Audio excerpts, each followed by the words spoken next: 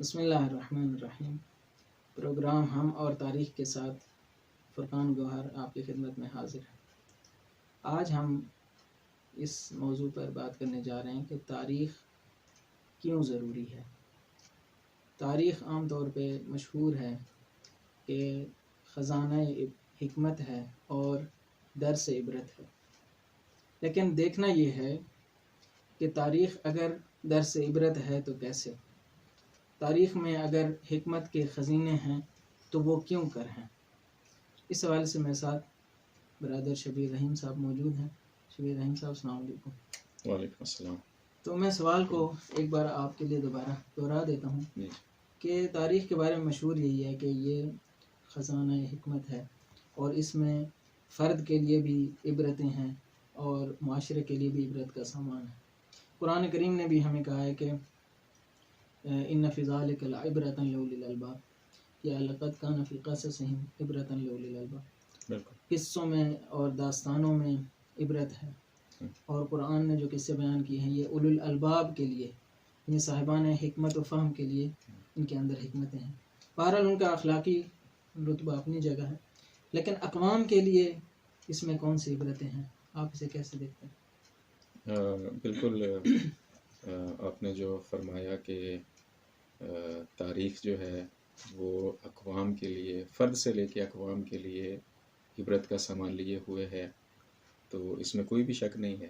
وہ اس لیے کہ تاریخ در حقیقت انسان پہ، اقوام پہ گزرے ہوئے حالات کا آئینہ ہے۔ وہ آئینے کی طرح آپ کو ان حالات سے آگاہی دیتی ہے۔ جب آپ ان حالات سے آگاہ ہوتے ہیں تو اس میں دونوں طرح کی چیزیں موجود ہوتی ہیں۔ ایک ایسی چیزیں جو قوم کو آگے لے کے جاتی ہیں، کچھ ایسی چیزیں جن کو آپ منفی کہہ سکتی ہیں کہ جو قوموں کو ماضی میں جنہوں نے نقصان پہنچایا۔ تو عبرت کا پہلو بھی یہیں سے آتا ہے کہ جو اقوام پہ پہلے گزر چکا ہے، یا خود انفرادی طور پہ اگر ہم دیکھیں جو انسان پہ گزر چکا ہے، وہ آپ کو تاریخ بتا رہی ہے۔ اب اس میں راستے کا انتخاب خود انسان نے کرنا ہے۔ کچھ چیزیں منفی ہوگی لا محالہ، اور کچھ چیزیں مثبت ہوں گی۔ اچھا، اب عبرت کا کیا مطلب ہوگا؟ منفی چیزوں سے بچنا ہے، مثبت چیزوں پہ عمل کرنا ہے۔ ما اکثر العبر واقل الاعتبار، علیہ السلام سے شاید منقول ہے جی جی، کہ عبرتیں بہت ہیں لیکن ان سے عبرت لینے والے کم ہیں۔ وہ عبرتیں جو ہیں وہ ہوا میں تو نہیں آتی، وہ وہی در حقیقت انسان کا احوال ہے۔ انسان کا احوال کون دیتا ہے یا کون سا علم دیتا ہے، فراہم کرتا ہے؟ وہ تاریخ ہے۔ اور 19ویں صدی سے اس کے اندر یعنی باقاعدہ مغرب میں تحقیق جو ہے وہ شروع ہو گئی ہے۔ ویسے تو مسلمانوں نے بھی تاریخ کے اوپر ابتدا سے ہی کام شروع کر دیا تھا، لیکن 19ویں صدی سے اکیڈمک سطح پہ تاریخ نے اپنا ایک مقام پایا ہے، اور مغرب میں تو باقاعدہ یونیورسٹیوں پہ اس میں کام ہوتا ہے۔ اور بالکل دیکھیں، جہاں تک انسان کی تاریخ کو اہمیت دینے کی بات ہے تو اس کا تعلق خود انسان کی تاریخ کے ساتھ ہے۔ آپ کوئی بھی تاریخ کا انسان، جو لکھی ہوئی تاریخ چند ہزار سال کی ہے، اس میں آپ کوئی بھی طبقہ یا معاشرہ ایسا نہیں دکھا سکتے کہ جس کی توجہ تاریخ پہ نہ ہو۔ اس کی نوعیت مختلف ہو سکتی ہے، جیسے آپ نے فرمایا کہ 19ویں صدی میں یہ آ کے اکیڈمک ہوگی، اس کو باقاعدہ علم کے طور پہ لیا گیا۔ اس میں بہت سے قواعد و اصول جو ہیں وہ متعارف کروائے گئے کہ آپ نے تاریخ کو ان قواعد و ضوابط کی روشنی میں پڑھنا ہے۔ یہ تو چیز ہو سکتی ہے، لیکن تاریخ کو کسی بھی دور میں یعنی آپ ثابت نہیں کر سکتے کہ اس پہ توجہ نہ دی گئی ہو۔ اب داستان کیا ہے؟ داستان کی جو عام طور پہ لوگ اس کی طرف متوجہ ہوتے ہیں، اس کی وجہ بھی یہی ہے کیونکہ اس میں ماضی ہوتا ہے۔ ماضی کا جو ہے وہ کیا نام ہے، ایک رشتہ ہوتا ہے، ایک آئینہ ہوتا ہے جو آئینے کی طرح آپ کو دکھا دیتی ہے۔ اور تاریخ میں مثلا شناخت کا جو عنصر ہے کہ ایک عمیق شناخت، جسے قرآن نے اولو الالباب کہا ہے، یعنی تاریخ میں ایک شناخت ہے۔ ہم اگر دیکھیں کہ تاریخ جو ہے وہ فلوز اور جریانات اور اس شکل میں چلتی ہے، یعنی ایسا نہیں ہے کہ آج اگر کوئی مسئلہ ہے تو وہ آج کا ہے، بلکہ اجتماعی طور پہ جتنے بھی ہمارے مسائل ہوتے ہیں اس کی کہیں نہ کہیں ماضی میں اس کا کوئی نہ کوئی پہلو جو ہے پیوست ہوتا ہے، لنک ہے، یعنی اور اس کی جڑیں جو ہے وہ ہمارے ماضی میں ہیں، اور خصوصاً جو معاصر ہے، یعنی ہمارے جو معاصر مسائل ہیں ان کی جڑیں کم از کم 100 سے 200 سال میں ہیں۔ بالکل۔ تو شناخت کا عنصر آپ اسے کیسے دیکھتے ہیں؟ بالکل، جب تک آپ اپنے ماضی کی شناخت حاصل نہیں کریں گے تب تک آپ مستقبل کے خطوط کو یا اپنے مستقبل کے سفر کو جو ہے وہ تعین نہیں کر سکیں گے اس کا. وہ ضروری ہے کیونکہ آپ کیا تھے، آپ سے مراد قوم ہے، شخص بھی ہو سکتا ہے، خطہ بھی ہو سکتا ہے. آپ کا خطہ، آپ کی قوم، یا خود انفرادی طور پہ آپ نے کون سے مراحل طے کیے تاریخ میں، آپ کی تاریخ میں کون سی شخصیات آئی. جریان کا جو لفظ آپ نے استعمال کیا ہے، یہ عام طور پہ رجحان اردو میں، فارسی میں جریان بولتے ہیں، اردو میں رجحان. آپ کے فکری رجحانات کیا تھے تاریخی حوالے سے، آپ کے دینی رجحانات کیا تھے، آپ کے سیاسی رجحانات کیا تھے. سیاسی رجحانات میں آپ کے سیاسی سسٹم آ جاتے ہیں، بادشاہت ہے، استبداد ہے، یا اس طرح کے دوسرے تیسرے، ہم اس تفصیل میں نہیں جائیں. تو یہ سارے جو رجحانات ہیں یہ آپ کو تاریخ ایک آئینے کی طرح دکھا دیتی ہے. آئینے کی تعبیر بڑی اچھی آپ نے جی استعمال کی ہے. یعنی آپ اگر جتنے بھی موجودہ فنومناز ہیں، مثلا مشہور سرمایہ داری ہے، یا مثلا یہی جو گلوبلائزیشن کا آپ نے استعمال کیا، تو یہ اگر ان کو تاریخی تناظر میں نہ دیکھا جائے تو ان کی شناخت ممکن نہیں ہے. یعنی یہ ہیں ہی تاریخی فنومناز جو کہ یہ 50 یا 40 یا 20 سال کے نہیں ہیں کہ ایک انسان کی طرح ہوں. ان کی ایک لمبی عمر ہے.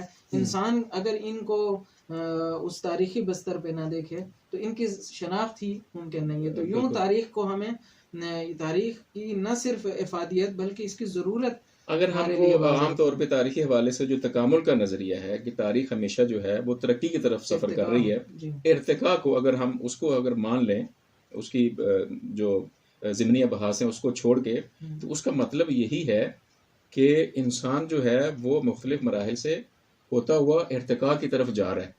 اس ارتقاء کی جڑیں یا وہ ارتقاء کیسے آیا وہ سارا آپ کو تاریخ بتائے گی. پھر ایک نقطہ یہاں پہ یہ بھی ہے، آپ تو عام طور پہ کہتے ہیں کہ جناب آج کے جوان یا کچھ لوگ جو تاریخ سے تھوڑا خائف ہوتے ہیں، تاریخ سے خائف اس لیے ہوتے ہیں کہ وہی جو میں نے عرض کیا کہ آئینہ ہے، آپ کو دکھا دیتی ہے. تو وہ کچھ لوگ کہتے ہیں کہ بھئی تاریخ میں آپ نے یہ کیا، آپ نے، اس سے ہمیں غرض نہیں ہے، آپ آج کیا مثلاً ہمیں دے سکتے ہیں.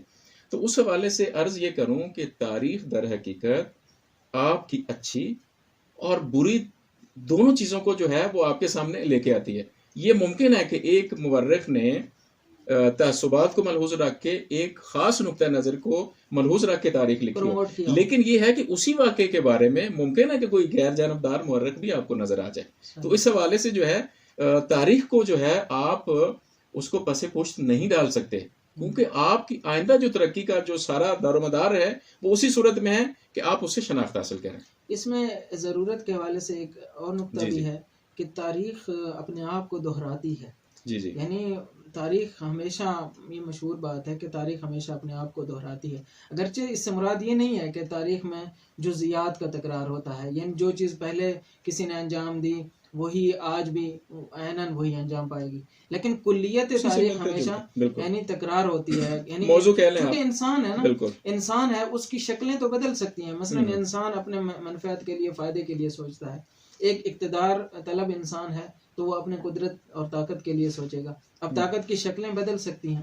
بالکل سلطنت کی جو ہے وہ شکل ایک طاقت کی شکل ہے، آج جو ہے وہ اس کی شکل بدل گئی، ڈیموکریسی آ گئی.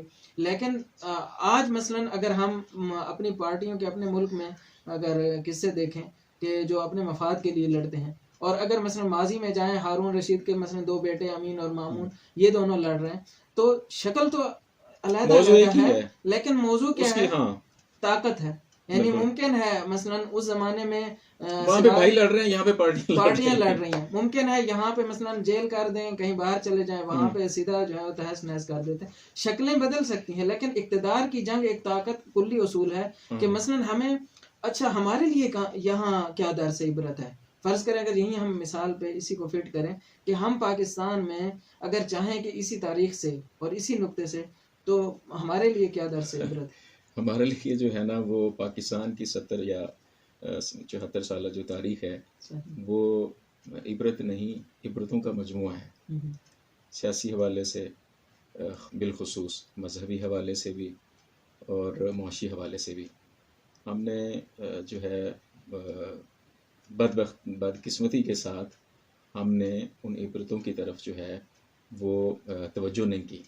ٹھیک ہے، اب مثال اگر ممکن ہے کچھ چیزیں حساس ہو جائیں، مثلا اگر میں آپ کو دوں تو جب پاکستان مارز وجود میں آیا تو ہمارے جو بزرگان تھے ان کی سوچ اچھی تھی، ان کا جو ماٹو تھا یا جو ہدف تھا وہ بہت اعلیٰ تھا، بہت اچھا تھا، لیکن آج ہم جب دیکھتے ہیں تو ہم ان اہداف تک نہیں پہنچ سکے۔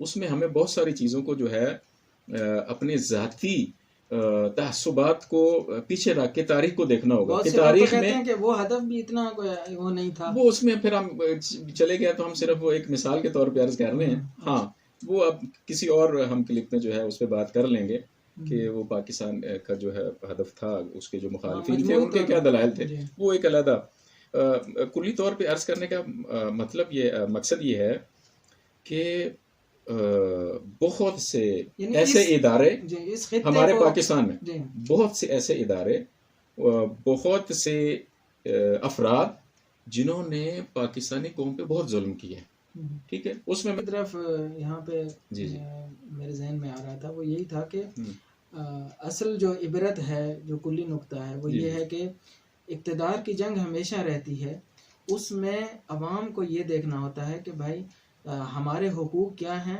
اور کون سی چیز ہے جو خالصتاً اقتدار کے لیے استعمال ہو رہی ہے اور کون سا ایجنڈا ہے جو عوام کے لیے ہے۔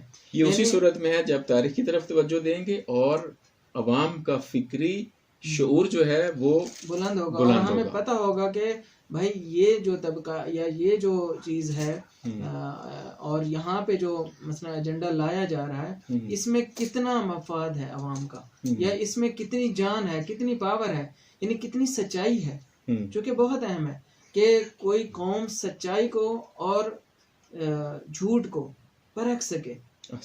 جب تک یہ پرکھ نہیں ہوگی کسی قوم کے اندر وہ دھوکہ کھائے گی۔ تو میرا خیال ہے کہ ہم اس نقطے کو کسی حد تک ایکسپلین کرنے میں کامیاب ہو چکے ہوں گے کہ تاریخ ہمارے لیے کیوں ضروری ہے۔ یہ نہ صرف افراد کے لیے ایک اسوہ حسنہ کا بندوبست کرتی ہے اور اچھے ماڈل سامنے لاتی ہے، بلکہ اقوام کے لیے بھی اس میں بڑی بڑی حکمتیں ہیں، اور اسی وجہ سے یونیورسٹیز کی سطح پہ اور علمی میدانوں میں تاریخ کو اب بڑا مقام حاصل ہے۔ آج ہم اپنے پروگرام کا خاتمہ کرتے ہیں اور اپنے ناظرین سے اجازت چاہتے ہیں۔ امید ہے کہ آپ کو ہمارا پروگرام پسند آیا ہوگا۔ ہم ایک بار جو ہے دوبارہ آپ کی خدمت میں ایک نئے پروگرام کے ساتھ حاضر ہوں گے۔ والسلام علیکم ورحمۃ اللہ وبرکاتہ۔